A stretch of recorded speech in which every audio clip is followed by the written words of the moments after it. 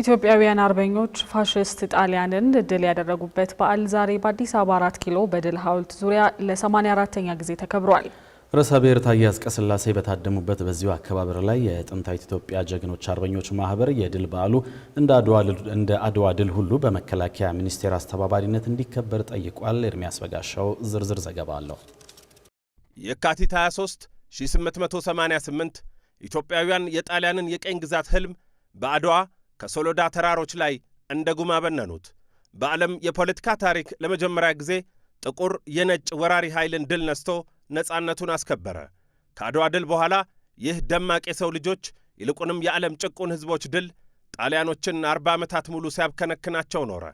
የፋሽስታዊ ሥርዓት አቀንቃኙ ቤኒቶ ሙሶሎኒ ዘመኑ የፈጠረውን የጦር ዕቃ ሁሉ አስታጥቆ ዳግም የቀኝ ግዛት ለማድረግ ሞከረ።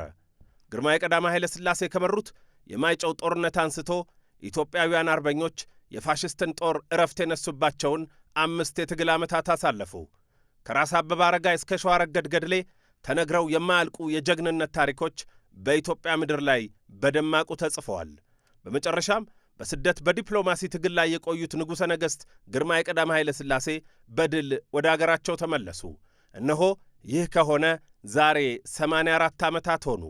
የድል በዓሉም 4 ኪሎ በሚገኘው የድል ሐውልት ግርጌ በብሔራዊ ደረጃ ተከበረ።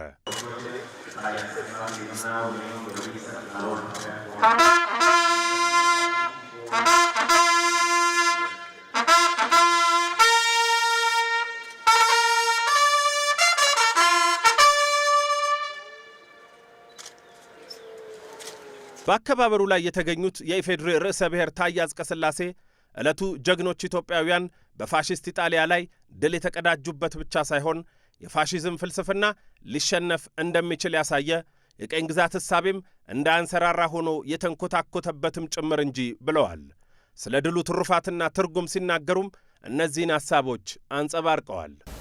ቅኝ ገዢዎችን ለመመከት የተደረገው ተጋድሎ ፋሽስትን ለማንበርከክ ያደረግነው ፍልሚያ በራሳችን የነጻነት ብርቱ ፍላጎት የሰላም ቀናኢነት የተመሰረተ መሆኑ ዋናው ቁም ነገር ነው። የኢትዮጵያን የጀግንነት ተጋድሎ ርኅራኄ የነበረው ከጭካኔ ጋር አይተዋወቅም። የጀግኖች ውሎና አስተምሮ የሀገርና የሕዝብ ፍቅር በመሆኑ ጥንካሬን ከርኅራኄ ጋር ከደግነትና ከበጎነት ጋር በማሰናሰን በተሸነፉት ላይ ቢላ አልሳሉም አባቶቻችን። ርዕሰ ብሔሩ በዚህ ድል ኢትዮጵያ በወቅቱ ጠላትና ወዳጆቿን የለየችበት እንደነበር መገንዘብ ያስፈልጋልን ብለዋል። አገራዊ ደህንነት በሕዝባዊ አንድነትና በጎለበተ ውስጣዊ አቅም እንጂ በመከፋፈል አይደለም። ይህም ሌላው ከአባቶቻችን ልንማረው የሚገባ ሐቅ ነው ሲሉም አክለዋል። የጥንታዊት ኢትዮጵያ ጀግኖች አርበኞች ማኅበር ፕሬዝደንት ልጅ ዳንኤል ጆቴ መስፍን የድሉን ትርጉም አውስተው ከዚህም ትውልድ ያስፈልጋል ያሉትን አርበኝነት የተመለከተ መልእክት አስተላልፈዋል። ከዚያም አክለው ልክ የአድዋ ድል በዓል ካለፉት 3 ዓመታት ወዲህ በመከላከያ ሠራዊት አስተባባሪነት መከበር እንደጀመረ ሁሉ የአርበኞች ድል በዓልም በአገር መከላከያ ሠራዊት አስተባባሪነት እንዲከበር በማኅበሩ ስም ጠይቀዋል። የአድዋ ድል በዓል ከዛሬ 3 ዓመት በፊት በሀገራዊ ክብሩን በጠበቀ ሁኔታ እንዲሰናዳ በመንግስትና በማህበራችን በኩል የተደረገው ጥረት እንደተሳካ ሁሉ አሁንም ይህ ብሔራዊና ሀገራዊ ገድል ክብር በዓል የራሱን የክብር ስፍራ እንዲኖረው እንዲያገኝ የመጠየቅ ነው።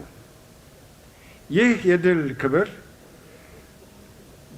በመከላከያ ሰራዊቱ ኃላፊነትና የጋራ ትብብር መከበሩ ከ1967 ዓመተ ምህረት በፊት የነበረ እንደሆነ አሁንም ወደዚያው ተግባር ታሪኩና ክብሩ ቢመለስ አገራዊና ብሔራዊ ፋይዳው ይጎላል ብለን እናምናለን። ፕሬዝደንቱ በዚህ ንግግራቸው ሌሎች መረጃዎችንም ሰጥተዋል። የጥንታዊት ኢትዮጵያ ጀግኖች አርበኞች ማኅበር ከተመሠረተ ጀምሮ ያለፈባቸውን 8 አስርት ዓመታት በላይ ውጣ ውረዶቹን በደግም በክፉም ቀናት ያለፈባቸውን መንገዶች የሚያወሳ መጽሐፍ እየተሰናዳ መሆኑን ገልጸዋል።